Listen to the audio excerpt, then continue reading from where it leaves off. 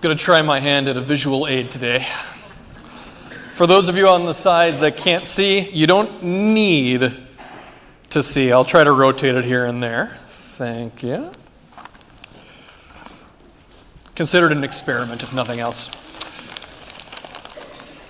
So, today we have the story of the corrupt judge.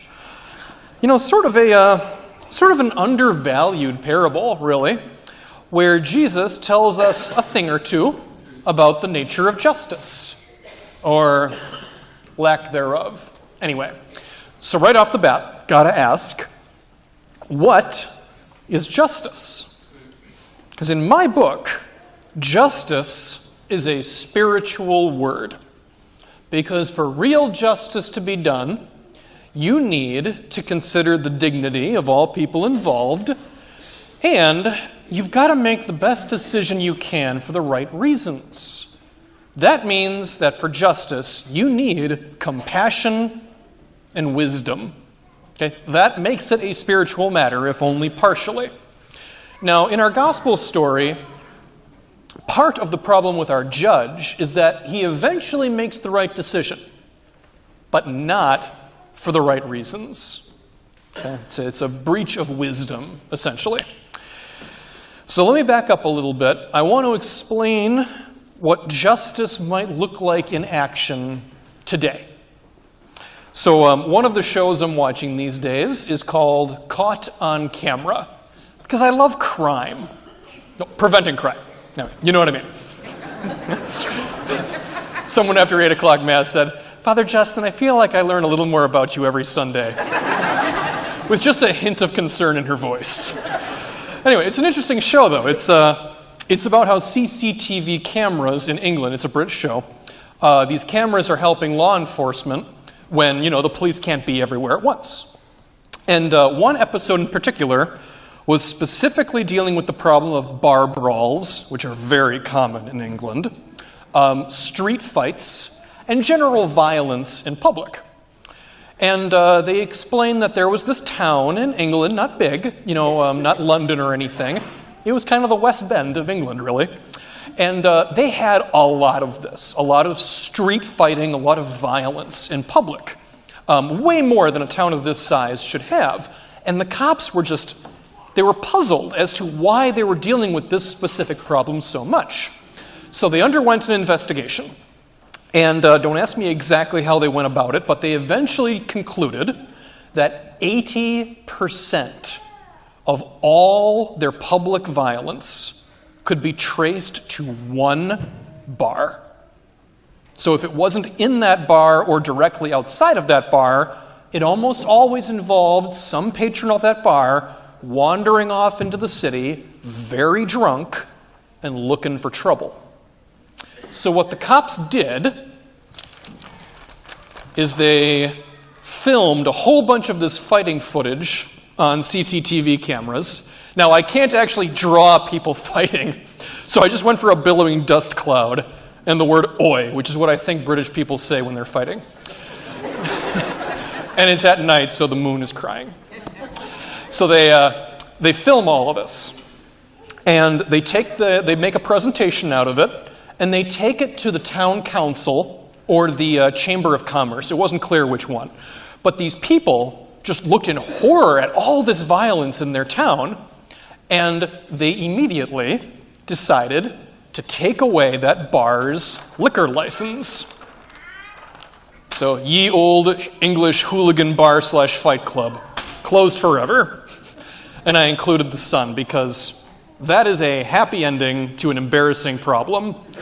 And no joke, wouldn't you know it, almost immediately after this bar was closed for business, violent crime in the city absolutely plummeted. So I'm feeling bad for the choir. So that's my horrible drawing right there. Do not clap for this. Okay, so the real reason I wanted the easel, sorry, it's a little flimsy. Now, I want you to understand the three components they needed for justice to be done in this situation. One, they gathered reliable evidence. Oh, this is not... Okay, there we go. Reliable evidence, okay? There was no doubting exactly what happened. The second component, they went to people with the power to deal with the problem. They didn't complain to the general public or anything like that. They went to their local government and appealed to the law. And the third thing is those leaders of the town genuinely cared about the well-being of their people. And they made their decision as objectively as possible. Okay, so like no one on the council was the owner of the bar, and no one was a victim of the violence on the streets. So they made their decision with a clear head as possible. So my question to you is, what if one of those three things was missing? Would it still be justice? I would say no. It might seem like justice, but you really do need all three of these things. You need reliable information. You need some ability to deal with the problem effectively, and you need to do it for the right reasons. If you don't have any real evidence, how could that possibly be justice? You'd be making a guess. That could be catastrophic in the near future. And if you don't have the ability to deal with the problem, then I'm sorry to say, but justice is not yours to bring about that day. Now that's sad, okay? I know that's no fun to hear, but sometimes things in life don't go our way, and there's nothing we can do about it. We need to move on as best we can. Banging our heads against the wall for a problem that we can't solve, that's not justice. And finally, if you don't have a clear head about you, the justice you're trying to bring about is only going to be an illusion. Because that's what it is when your own needs are in play. You know, it has to be an objective decision. And that is what we heard in the gospel today. You know, this judge was not acting as a compassionate leader of the community. He was more worried about his own needs than the nature of justice. You know, this poor old woman needed him for something, and he wouldn't help her until she annoyed him enough to act. So the justice that he gave her was only to get her off his back. Come on. Any judge needs to do better than that. In essence, he fails this third qualification. He didn't make an objective decision for the good of everybody. He made a subjective decision for the good of himself. And brothers and sisters, that is never justice, even when it's the right call. So, is there a spiritual lesson to be learned here besides the nature of justice in general? I think so.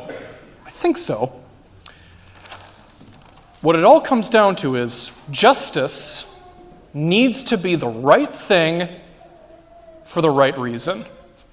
Not the right thing for the wrong reason. Not the wrong thing for the right reason. Right thing, right reason. That might sound demanding, but justice ought to be demanding. Justice is something we should do with our whole hearts. Because after all, that is exactly what we can expect of God's justice for us.